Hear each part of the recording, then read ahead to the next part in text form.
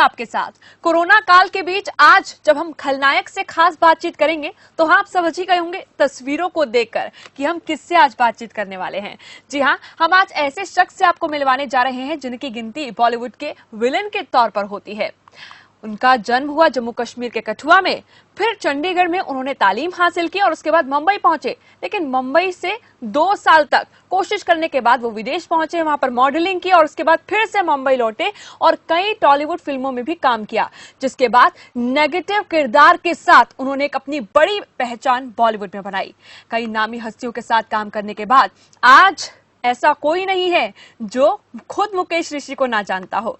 जी हाँ, इनकी भूमिका, इनका किरदार, हर चीज, इनकी फिल्में सिर्फ पंजाबी, तेलुगु, कन्नड़, भोजपुरी ही नहीं बल्कि हिंदुस्तान के कई सिनेमाओं में काम करने वाले मुकेश ऋषि जी आज कोरोना काल के बीच हमारे साथ जुड़ रहे हैं और खास बातचीत करेंगे उनसे। बहुत बहुत स्वागत है मुकेश ऋषि जी आपका, हमारे साथ आज जुड़े आप।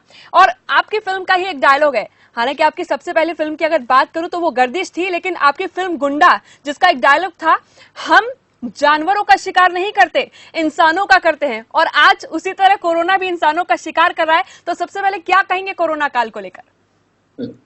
सबसे पहले तो आपका नमस्कार है और आपने मेरे जो इतने अच्छे खूबसूरत स्थल के आपका बहुत बहुत शुक्रिया। कोरोना तो सबके लिए है, आया है, इससे निपटना भी है, लेकिन मेरा शुरू में विश्वास रहा है कि सरकार ने हमें हदायत दिया है, सेक्टर ने, प्राइम मिनिस्टर ने हमसे कहा है, लेकिन जब बिल्कुल मुकेश जी, माफी चाहूंगी, इस वक्त आपकी जो ऑडियो है वो ठीक से हम तक नहीं पहुंच रही है, लेकिन हम एक बार फिर से कोशिश करेंगे आपसे जुड़ने की ताकि आवाज आपकी हम तक भी ठीक से पहुंच सके और जो संदेश आपका है वो दर्शकों तक भी बहुत अच्छे से पहुंच सके।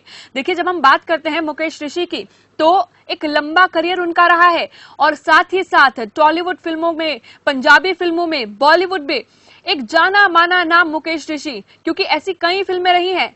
सबसे पहली फिल्म उनकी गर्दिश, वो लगातार आज तक लोगों के जुबान पर रटी हुई है, उनका किरदार लोगों के जुबान पर रटा हुआ है। देखिए, बहुत सारे जब हम किरदारों की बात करते हैं तो ऐसे में एक नेगेटिव किरदार जिसके जरिए उन्होंने फिल्म जगत में अपनी पहचान बनाई। और उनका यह भी मानना है, क्योंकि मुकेश ऋषि से जब भी बात की जाती है तो वो ये कहते हैं कि जब मैं बॉलीवुड में आया उसके बाद जब मैं नेगेटिव भूमिकाएं निभाने लगा, नेगेटिव किरदार निभाने लगा, और उसी दौरान मेरी मुलाकात जब यश चोपड़ा जी से हुई और उन्होंने मुझसे पूछा कि क्या करना चाहते हो, तब भी मैंने उनसे यही कहा कि मैं तो नेगेटिव किरदार ही करना चाहता हूं। हालांकि इस पर खुद यश चोपड़ा जी कहते नजर आए कि आपने तो मेरी फिल्में देखी है, मेरे पास तो कोई नेगेटिव किरदार नहीं है। लेकिन उसके बाद उन्होंने कहा कि कोई बात नहीं, कोई भी चिंता वाली बात नहीं, कोई भी दिक्कत वाली बात नहीं है, जब भी कुछ होगा आप जरूर मुझे याद कीजिएगा। वो उनसे मिले, उन्होंने पांव छुए और वो मुलाकात बहुत यादगार रही। इसके साथ ही जब हम मुकेश ऋषि की बात करते हैं तो विलन के तौर पर देखिए, क्योंकि बार बार कहा जाता है कि एक जो विलन की भूमिका होती है, जो उसका किरदार होता है, उसे निभाना, उसके अंदर डूब जाना, ये हमेशा से ही बहुत मुश्किल होता है। हालांकि जीवन में हर एक काम मुश्किल होता है और जब हम आज कोरोना की जंग लड़ रहे हैं तो ये भी बहुत मुश्किल साबित हो रही है, लेकिन हंसते हंसते इस जंग को भी हमें पार कर जाना है और इसे जीतना है, ये बहुत जरूरी है। इस बीच जब हम आज मुकेश ऋषि जी से मुलाकात करते हैं, उनसे खास बातचीत कर रहे हैं, देखिए यहाँ खलनायक से खास बातचीत बहुत जरूरी हो जाती है। मुकेश जी एक बार फिर से हमारे साथ जुड़ चुके हैं। मुकेश जी, अपनी बात पूरी कीजिए। मेरा आपका बहुत नमस्कार सबको। और आपने इतने शब्द, अच्छे शब्द मेरे लिए यूज किए। कोरोना का तो मेरी अपनी यही बात समझ में आई, हमें प्रधानमंत्री जी ने एक बड़ा बुजुर्ग होने के नाते और देश का बड़ा मेंबर होने के नाते उन्होंने जिससे हमसे कहा है, हम सबको फॉलो करना चाहिए। और मैं समझता हूं कि उन्होंने जो कहा है उससे ज्यादा हमारी अपनी रिस्पॉन्सिबिलिटी बहुत बन जाती है कि हम सब लोग अपना अपना ख्याल करें, क्योंकि किसी के पास हर चीज तो नहीं पहुंच सकती सरकार की।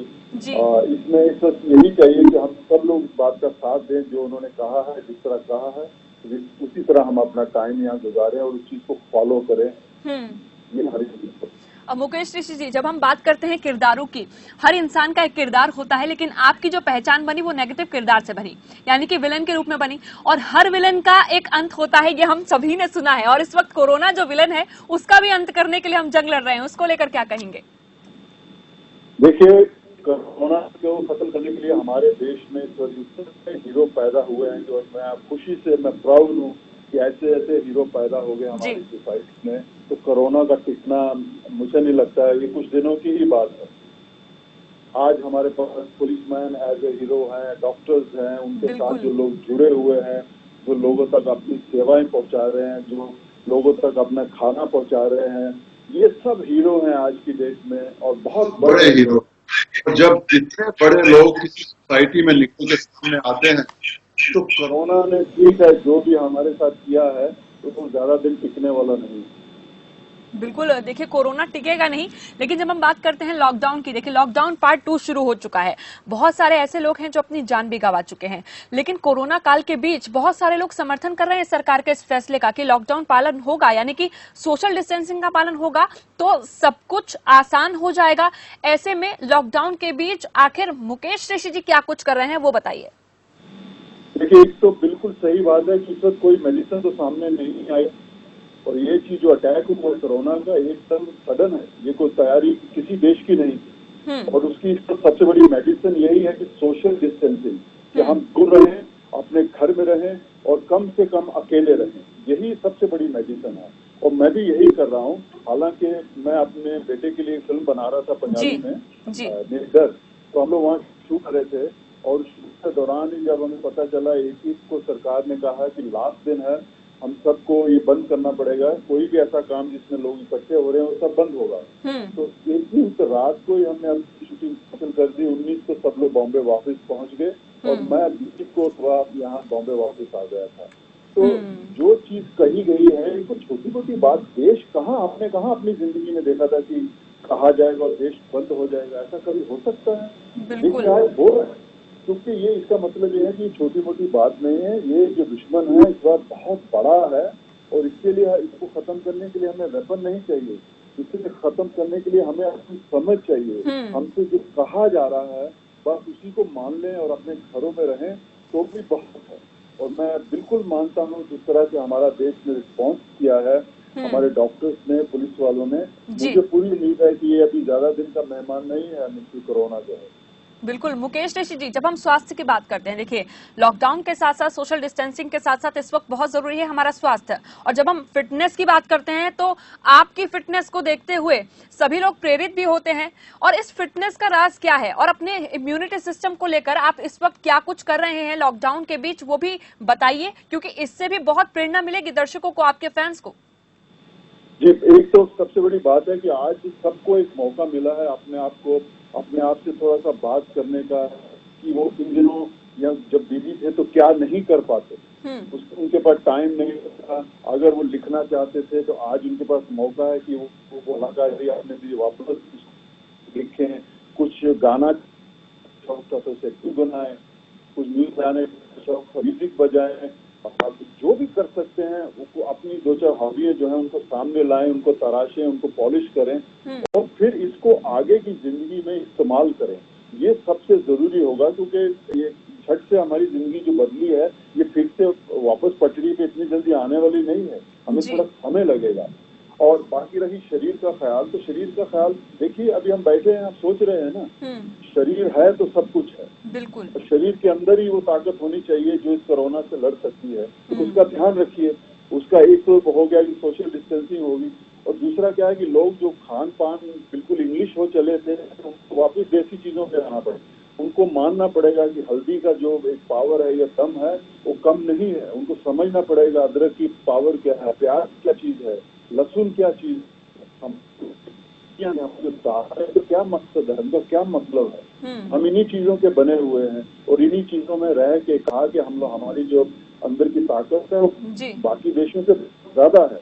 तो आप प्लीज सब फॉलो करें, एक्सरसाइज करें, कोई ना कोई रास्ता अपनाएं। सबने एक्सरसाइज अपने टाइम में की हुई है, बस आपको पॉलिश करना है, और बहुत सारी सुविधाएं आज की डेट में अवेलेबल हैं, फोन के ऊपर ही अवेलेबल है, आप उन्हें फॉलो कीजिए और इसको पॉजिटिवली लड़िए। इस कोरोना को नेगेटिव होकर नहीं लड़ना है, पॉजिटिव होकर लड़ना है, और अपने शरीर को ताकतवर और सही रख के लड़ना है। यही सबसे बड़ा सीक्रेट है। मुकेश ऋषि जी, अब जब हम बात करते हैं करियर को लेकर, आपके खासतौर पर आपकी निजी जिंदगी को लेकर, तो नेगेटिव किरदार निभाने वाला जो शख्स है वो अंदरूनी तौर पर आखिर कैसा दिखता है, क्या है वो इंसान, वो किस तरह की सोच रखता है, कितना पॉजिटिव वो सोचता है, कितना जमीन से जुड़ा हुआ वो है, वो हम जरूर जानना चाहेंगे। क्योंकि दर्शकों के खास तौर पर बहुत सारे सवाल ये भी आते हैं, क्योंकि सिनेमा से जुड़ा हुआ एक बड़ा तबका है जो ये विचार कर बैठता है कि अगर ये नेगेटिव किरदार निभाने वाला व्यक्ति है, यानी कि ये विलन है, तो उसके लिए कई लोगों के मन में नफरत भर जाती है। तो क्या ऐसे संदेश, ऐसे कमेंट्स भी आपके पास आते थे जिसको लेकर आपको कभी लगा हो कि हाँ मैं विलन हूँ? देखिए, आखिर में आप कुछ भी काम कुछ भी करें, एक पुलिसमैन जब अपनी कुर्सी पे बैठ, तो जब वो वर्दी पहनता है तो उसके पास एक पावर आती है, एक अथॉरिटी आती है, उसका वो इस्तेमाल करता है। अगर उसका इस्तेमाल उसकी पर्सनैलिटी में ना दिखे तो कोई डरने वाला नहीं उससे। तो एक्टर भी वैसा ही है, काम मिलता है तो यही है कि उसे कन्विंस करना है कि मैं जो कर रहा हूँ वो कन्विंसिंगली करना है कि सामने वाले को उसका असर। ये एक हाई पोजीशन भी हो सकती है, ये एक कॉर्पोरेट ऑफिसर की भी हो सकती है कि जब वो अपनी कुर्सी पे ऑफिस में घुसता है तो उसकी बॉडी लैंग्वेज भी चेंज हो जाती है। बिल्कुल, तो ये किरदार है जो आप निभाते हो और हर आदमी निभा रहा है इसको। तो बाद में जब इसे खत्म करते हो तो आप एक सिंपल इंसान, अपने घर वालों तो एक इंसान है, एक नंबर है, तो वही बन के रहता हूँ। मैं भी ऐसा ही महसूस करता हूँ क्योंकि वो कैरी करने की जरूरत नहीं पड़ती, नहीं चाहिए मेरे को। मैं एक आम इंसान हूँ जो गलतियां भी करता है, डांट भी खाता है घर पे, और बच्चों का भी ध्यान रखना पड़ता है, उसी तरह सोसाइटी का भी जो ड्यूटी है निभानी पड़ती है अपने। तो मैं सोचता हूँ मेरा एक काम है जिसे मैं अच्छे करना चाह रहा हूँ, क्योंकि इसे मैंने चूज किया है, अपनी मर्जी से इस लाइन में मैं आया हूँ। और मैं चाहता हूँ बाकी जिस तरह अगर लोग ऐसा महसूस करते हैं कि मैं खूंखार बिना लगता हूँ, तो ये शायद मेरा उनका प्रेम है कि उन्होंने मुझे एक्सेप्ट किया है उस भूमिका में। तो मैं इसे समझूंगा कि आपने इसे पसंद किया है, तो मैं इसे एक्सेप्ट करता हूँ। बिल्कुल, बहुत खूब सर। अच्छा, गर्दिश से आपकी बॉलीवुड में शुरुआत हुई, जिसमें अगर बिल्ला जिलानी की हम बात करें, उस किरदार को आपके आज तक कोई नहीं भूल पाया है। जब भी आपका नाम लिया जाता है तो उस किरदार का नाम जरूर आपके साथ जुड़ जाता है। तो आज उसी फिल्म का, क्योंकि देखिए जब हमारी शुरुआत होती है तो हम बहुत कुछ सीखते हैं, उस फिल्म का कुछ जिक्र जरूर कीजिए ताकि दर्शक उसे सुन पाए, फैंस उसे सुन पाए, खुश हो सके। और अगर एक आध डायलॉग आप कह सकें तो बहुत अच्छा होगा।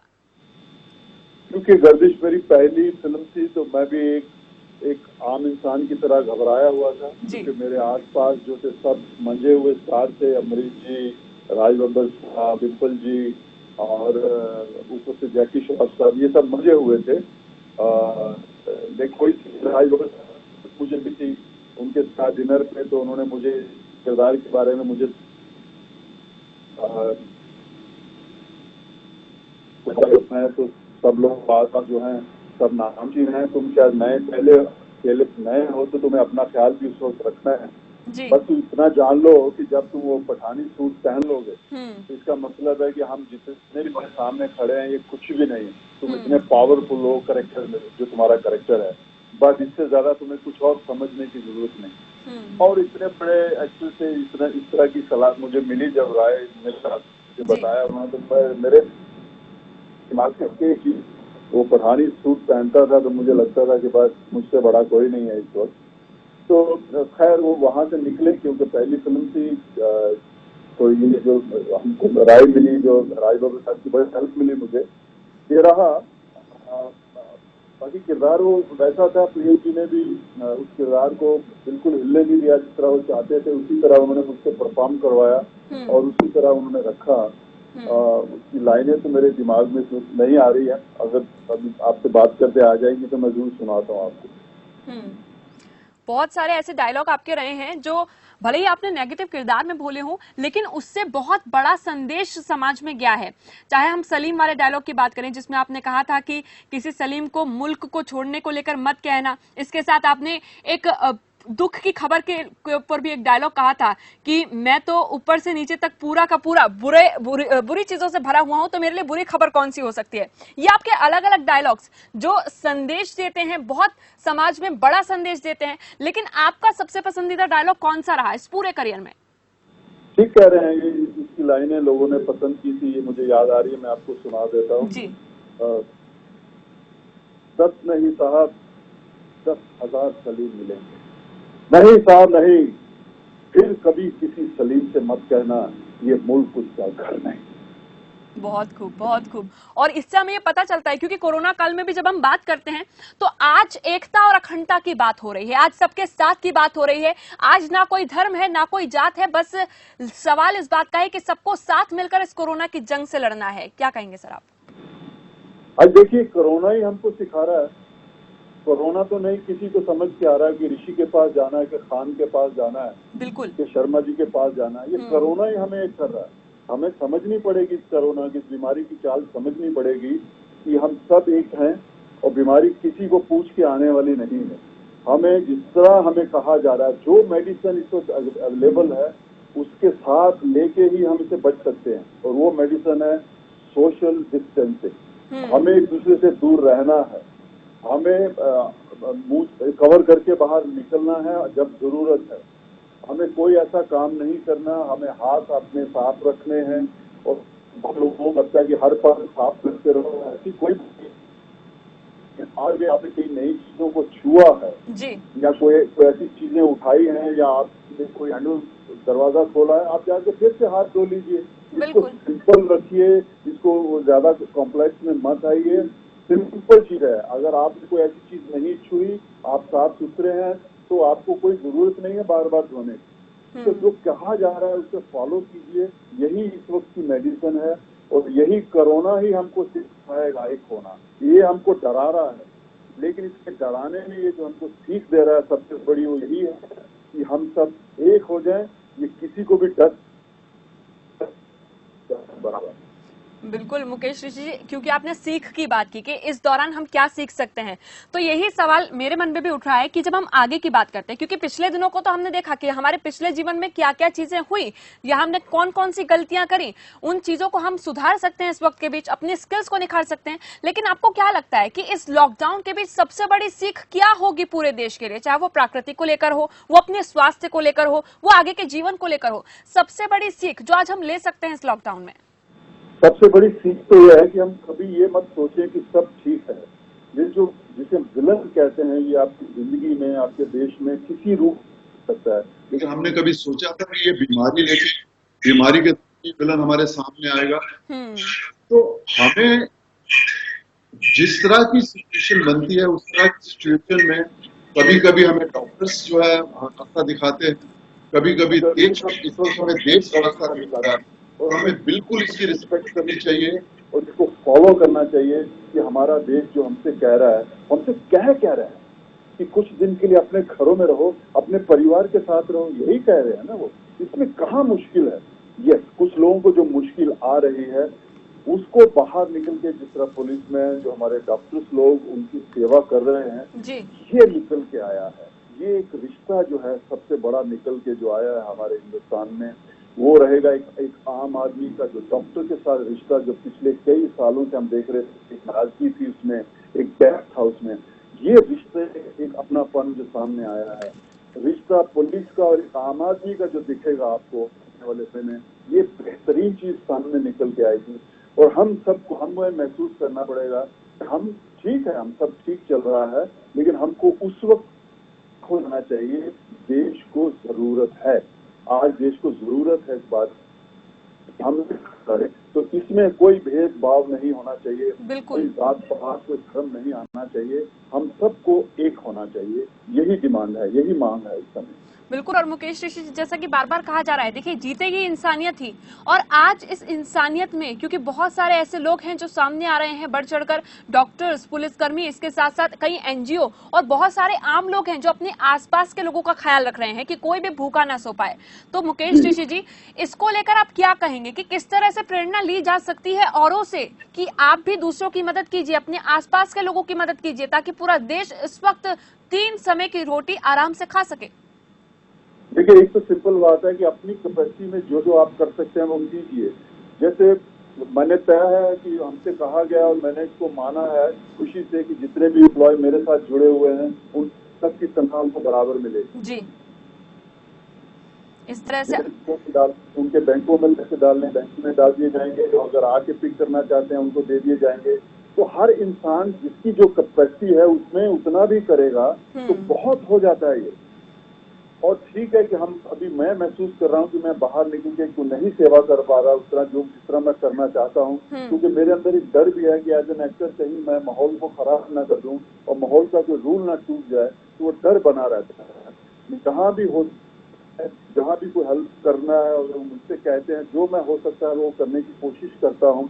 तो मैं इसका कोशिश कर रहा हूँ कि अपने लेवल में मैं वो करूँ जो मैं जी। तो कर सकता हूँ। इतना ही ये रूल सबके ऊपर लागू होता है। बिल्कुल। बहुत से ऐसे लोग हैं जो आज दौर से निकल पाएंगे, लेकिन उनका साथ दे दीजिए जिनके लिए मुसीबत आ रही है, जिनके लिए मुश्किल ज्यादा है, उनका साथ भी देंगे हम, इतना भी करेंगे तो भी हम अपनी फर्ज, अपना ड्यूटी पूरी कर रहे हैं। बिल्कुल। अच्छा मुकेश ऋषि जी, जब हम स्किल्स को डेवलप करने की बात करते हैं, अपने स्किल्स को निखारने की बात करते हैं, और नेगेटिव किरदार के साथ यानी कि एक्टिंग के साथ और क्या क्या टैलेंट छुपा हुआ है मुकेश ऋषि जी का, जो इस दौरान, लॉकडाउन के दौरान सामने निकल कर आ रहा है?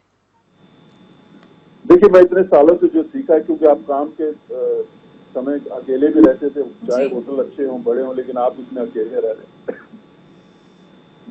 मेरा एक है कि जैसा जो आपके ऊपर जैसा समय आया उसको एक्सेप्ट तो करना पड़ेगा आपको। तो उसको जितना हम रहेंगे, हमसे ही सब कुछ है। बिल्कुल। दूसरा देश से हम है और मैं से मेरा परिवार, मेरी आसपास की जिंदगी मुझसे है। तो मुझे ही अपने आप को पॉजिटिव फ्रेम ऑफ माइंड में रखना पड़ेगा। अपना ख्याल रखिए। आप बीमार पड़ेंगे तो भी डॉक्टर के पास जाएंगे, तो उससे पहले थोड़ा आप देखभाल करेंगे आप अपनी, तो आपको वो नहीं जाने की जरूरत पड़ेगी। अपनी बात सोचेंगे, दूसरों के लिए सोचेंगे, उनके भला सोचेंगे। जब आप ही नहीं तो क्या किसी का भला करेंगे? तो इसी तरह की चीजें मैं अपने साथ रखता हूँ और कोशिश करता हूँ इनको फॉलो करूँ, क्योंकि मैं हूँ तो मैं कुछ कर पाऊंगा ना, जब मैं ही नहीं तो क्या कर पाऊंगा मैं? तो उसी तरह कुछ पॉजिटिव एक्सरसाइज करता हूँ, किताब पढ़ता हूँ मैं। बस थोड़ा सा जो भी शौक है कुछ घर में जो मेरे हिस्से काम करने को आता है वो कर लेता हूँ जी। और उसके बीच में जो डांट पड़ती है मेरे को वो खा लेता हूँ। अच्छा, तो मतलब मुकेश काम ऋषि जी को भी डांट पड़ती है? हाँ, क्यों पड़ोगी? घर के सारे काम करने पर तो हूँ नहीं मैं, तो हम्म। गलत काम तो करूंगा ही ना मैं, जब मुकेश गलती जी, होती कौन है तो। सबसे ज्यादा डांटता है परिवार में आपको? घर की मालकिन जो होती है वही सबसे बड़ी बात। अच्छा, मतलब ये एक प्रेरणा मिल सकती है लोगों को, क्योंकि अभी भी जो लॉकडाउन के बीच जितने भी पुरुष हैं जो घर में समय बिता रहे हैं, क्योंकि बहुत सारे मीम्स भी निकल रहे हैं सोशल मीडिया पर, जिसमें बहुत जगह पता लग रहा है कि महिलाएं भी डांट डांट के काम करवा रही हैं, यानी अब प्रेरणा मिल सकती है कि मुकेश ऋषि को भी बहुत सारी डांट खानी पड़ रही है। देखिए, एक ये भी आर्ट था जो हम काफी सारे हिंदुस्तानी भूल गए थे कि हम किचन में कुछ नहीं कर सकते। जी। मुझे लगता है कि ये भी एक समय है अपनी वो सारी कला को पॉलिश करने का। आप ऑमलेट बना सकते हैं तो ऑमलेट बना के अपना देखभाल कर लीजिए, आप कोई सब्जी बना सकते हैं तो सब्जी बना दीजिए। तो जो भी हेल्प आप कर सकते हैं एक दूसरे की, ये राइट टाइम है। क्या बात क्योंकि है। बिल्कुल सही है, आप इन हैबिट की आपको काम ही आने वाली है जिंदगी में। सब हमेशा आपके साथ नहीं रहेंगे। आप अकेले, जो आदमी अकेले रहता है और अकेले अच्छी जिंदगी जी लेता है, फिर उसको प्रॉब्लम नहीं आती लाइफ। यानी मैं सोचता हूँ इससे, कि बिल्कुल, यानी इससे हम ये समझ सकते हैं मुकेश ऋषि जी की जो भागीदारी होती है पति और पत्नी के एक जीवन में, वो पूरी तरह से बराबर होती है, और वो लॉकडाउन के बीच आप निभा कर दिखा सकते हैं। या बिल्कुल मौका मिला है, मौका मिला। अभी मैं अंडा अपना रोज ब्रेकफास्ट में अपना बना रहा हूँ, कुछ सीख रहा हूँ, और मुझे कुछ बर्तन दिखते हैं तो साफ कर देता हूँ मैं। जो मुझे हो रहा है अच्छा से कर, दिल कर रहा है वो मैं कर रहा हूँ। तो जी। यही है सर, यही हमको आपस में ही मिलके ही ये टाइम पास करना पड़ेगा। और मैं मानता हूँ, लोगों से जरूर कहूंगा कि आप महसूस करो कि इसमें कुछ ना कुछ अच्छा निकल के आएगा आपके जी। लिए, जो आपकी आगे की जिंदगी में काम आए। कोई भी हॉबी, अच्छी हॉबी होती है आपकी जिंदगी में काम ही आने वाली है, तो आप कुछ ना कुछ सीख लो, इससे सीखो, सब कुछ है सीखने। बिल्कुल जरूरी यही है कि हम इस समय का सदुपयोग करें। लेकिन इसके साथ एक और सवाल जो मन में उठता है मुकेश ऋषि जी, क्योंकि बहुत सारे ऐसे लोग हैं जो अभी परिवार से दूर हैं, कई मजदूर इस वक्त परिवार से दूर हैं, कई छात्र इस वक्त परिवार से दूर हैं, कई ऐसे लोग भी हैं जो विदेशों में फंसे हुए हैं, उनके लिए आप क्या संदेश देंगे? क्योंकि इस दौरान उनको तनाव भी हो रहा है, तो वो तनाव दूर करने के लिए किस तरह से क्या चीजें कर सकते हैं? देखिए, सबसे बड़ी हदायत जो सरकार ने हमें दिया कि आप जहाँ हो वहाँ रहो। मैं यही उम्मीद करता हूँ कि हमारे अच्छे लोग, अच्छे इंसान, अच्छी संस्थाएं जो आज बाहर निकल के लोगों की सेवा कर रही हैं, ये उन लोगों तक भी पहुंचे। और उन लोगों को चाहिए कि कितने सारे फोन अवेलेबल हैं, आज हर एक के पास फोन है, अपने फोन पे कम से कम वहाँ बता दीजिए कि हम लोग यहाँ पे हैं, इस हालत में हैं, हमको ये सुविधा चाहिए। और मैं ये उम्मीद करता हूँ, नहीं, मुझे पूरा विश्वास है कि इवन पुलिस वाले देखिए किसी महिला को हॉस्पिटल पहुंचना है तो वहां उसको पहुंचा रहे हैं, कहीं खाना बैठे हैं लोग जहां आम आदमी नहीं पहुंच पाया तो फोन करने से वो हेल्प उनको मिल रही है। तो मैं उनसे कहूंगा कि आप बिल्कुल चुप ना रहें, इन चीजों का फायदा उठाएं, कम से कम कंसर्न अथॉरिटीज तक जरूर बताएं कि आप लोग यहाँ पे हैं और इस हालत में हैं और हमें ये मदद चाहिए। और बाकी जो जहां है वहीं रहना पड़ेगा, इसका इलाज अभी तक नहीं है। कुछ सरकारें इसके बारे में सोच रही है, वो आहिस्ता आहिस्ता उन लोगों को निकाल पाएंगी, क्योंकि मकसद तो उनका ये है कि आप जहां रहें सही रहें और तंदुरुस्त रहें। लेकिन अगर कोई गलती कर दे, मैं ही कोई गलती से बाहर जाके कर दूं और आम आदमियों से मिलना शुरू कर दूं, तो मुझे लगता है बहुत बड़ी मिस्टेक है वो। तो इससे बेहतर ये होगा कि आप थोड़ा सा हौसला रखिए। मैं समझता हूँ कि आपके पास वो ज्यादा है कि आप ज्यादा तकलीफ बर्दाश्त करने की ताकत भी रखते हो, आप थोड़ा हौसला रखिए, लेकिन कम्युनिकेशन पे मत होइए। कोई रास्ता चल जाए कि आप कहाँ पे हो, किस हालत में हो, ताकि सुविधा और हेल्प आप तक पहुंच सके।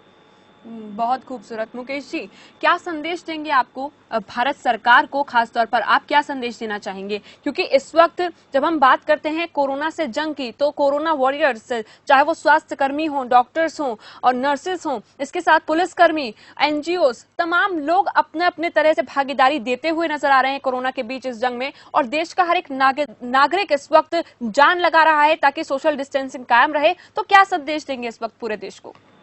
सबसे बड़ी बात तो हमें ये बिल्कुल समझनी पड़ेगी, सरकार ने जब हमसे कहा वो सही टाइम था। कोई भी सरकार जो है पूरे देश को बंद करना, उसके लिए कोई आसान काम नहीं है। बिल्कुल। उनको हजारों लाखों बार सोचना पड़ा होगा, और जब जो भी डिसीजन उन्होंने लिया वो हमारे सर आंखों पर हमें मानना चाहिए, उसकी रिस्पेक्ट करनी चाहिए। और उसमें जो यही कहा है कि आप इसको दूर रहो, घरों में रहो, कम लोगों से मिलो, एक दूसरे के पास मत जाओ। अभी देखिए, मेरी माँ जो है, मेरी बिल्डिंग जहाँ मैं रहता हूँ उसके अपोजिट साइड रहती हैं, लेकिन मैं 1.5 महीने से उनको मिलने नहीं गया, क्योंकि मैं नहीं चाहता था कि कोई भी ऐसी चीज घर में, बाहर का, इस मैं बाहर का ही हूँ उस घर के लिए, तो वहां जाऊं और कोई ऐसी बात हो, वो नहीं चाहते। हम यही चाहते हैं इनका करें और सरकार को सुने। सरकार से बड़ा हमारा दोस्त कोई नहीं है। बिल्कुल। वो हम एक एक चीज के बारे में हमारे लिए सोच रहे हैं। हमारे लिए ये भी सोच रहे हैं कि अगर आपको खाना नहीं पहुंच रहा तो फोन, एक प्रकार से क्या उम्मीद रख सकते हो आप सिर्फ इतना ही उनके लिए कीजिए कि वो जो कह रहे हैं उसको फॉलो कीजिए, अपने अपने घरों में रहिए, और मिनिमम लोग बाहर जाके, जो लोग अपनी सुविधा का फायदा उठा सकते हैं, जाके सामान लेके आ जाएं और ये टाइम पास करें। सरकारें लगी हुई हैं, ऐसा कुछ नहीं कि हम अंदर घरों में बैठे काम इतना कुछ कर रहे हैं जी, साइंटिस्ट अपना काम कर रहे हैं, रोड सफाइयां हो रही हैं, सैनिटाइज किए जा रहे हैं, रोड, घर, गाड़ियां, आपकी सब कुछ हो रहा है। वो हमारे लिए तो है, ताकि हम जब बाहर निकले तो सब एक साफ सुथरा वातावरण मिले। बिल्कुल, बहुत खूबसूरत संदेश सर आपने दिया है, क्योंकि बहुत जरूरी हो जाता है कि सरकार इतना कुछ कर रही है, वो सब हमारे लिए हो रहा है, तो हम अपने लिए क्या कर रहे हैं ये बहुत जरूरी हो जाता है। मुकेश ऋषि जी, बहुत बहुत खास तौर पर शुक्रिया आपका। आप खबरपास के साथ जुड़े, आपने दर्शकों को इतने सारे संदेश दिए, किस तरह से लॉकडाउन का पालन किया जा सकता है, घर में क्या आप कर सकते हैं, किस तरह समय का सदुपयोग कर सकते हैं, और राष्ट्र के नाम भी एक बड़ा संदेश आपने दिया है। बहुत बहुत शुक्रिया सर आपका, आप खबरपास के साथ जुड़े। लेकिन आज जब मुकेश ऋषि जी से, यानी कि खलनायक से जब खास बातचीत हो रही थी, तो बहुत सारे सवालों के जवाबों के साथ साथ कुछ मस्ती भरे पल भी उनसे जानने को मिले, जिससे दर्शकों के भी कई जो सवाल थे उस पर उनको जवाब मिल चुका है। फिलहाल चलिए आज की इस चर्चा में बस इतना ही, मिलेंगे दोबारा, तब तक के लिए नमस्कार।